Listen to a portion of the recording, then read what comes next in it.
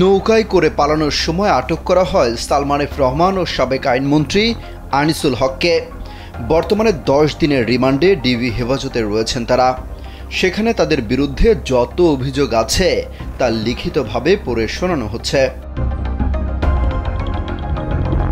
তদন্ত সংশ্লিষ্ট সূত্রে জানা গেছে, শুক্রবার দিনভর ডিবির শীর্ষ কর্তারা সালমান ও আনিসুল হককে জিজ্ঞাসাবাদ করেছেন।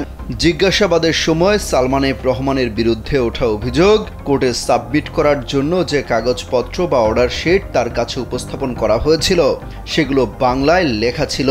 এ সময় সালমান এফ রহমান জানান, তার বাবা পাকিস্তানে ব্যবসা করায় ছোটবেলাতে সেখানেই ছিলেন, এ কারণে তিনি বাংলা পড়তে পারেন না। দেশের যে কোনো প্রান্ত থেকে অনলাইনে নিজেকে দক্ষ করুন ক্রিয়েটিভ আইটি ইনস্টিটিউটের সাথে। তখন সাবেক আইনমন্ত্রী পড়ে শোনান। পরে সালমান এফ রহমান কোর্টে সাবমিট করার কাগজে স্বাক্ষর করেন। শাহজাহান নামের এক পথচারীকে হত্যার বিষয়ে জানতে চাইলে তিনি বলেন, কখন মার্ডার হয়েছে, কারা নির্দেশ দিয়েছে, এসব বিষয়ে কোনো কিছুই জানেন না তিনি।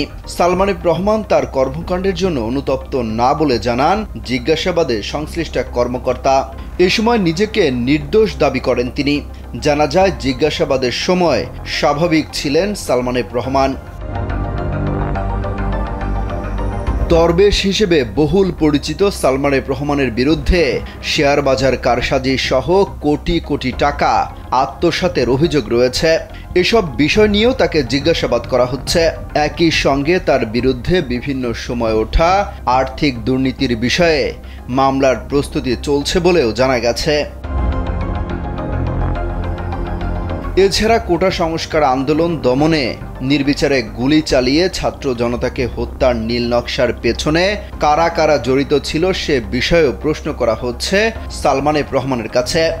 সূত্র আরও জানায়, সাবেক আইনমন্ত্রী আনিসুল হককে জিজ্ঞাসাবাদের সময় একেবারেই স্বাভাবিক ছিলেন তিনি। পুলিশের কোনো প্রশ্নেরই উত্তর দেননি অবশ্য। প্রশ্ন করা হলে শুধুই হেসেছেন। নিউ মার্কেট থানায় হত্যা মামলায় গ্রেফতার করা হয়েছে শুনে মুচকি হেসেছেন তিনি। এ সময় তিনি পুলিশের কাছে সুপ্রিম কোর্টের বর্তমান অবস্থা ও বিচারক কাদের নিয়োগ দেওয়া হয়েছে এসব বিষয়ে জানতে চান। তাকে বিস্তারিত জানান তদন্ত সংশ্লিষ্টরা। এসব তথ্য তুলে ধরে একটি প্রতিবেদন প্রকাশ করেছে দৈনিক যুগান্তর। অমিত হাসান রবিন, কালবেলা।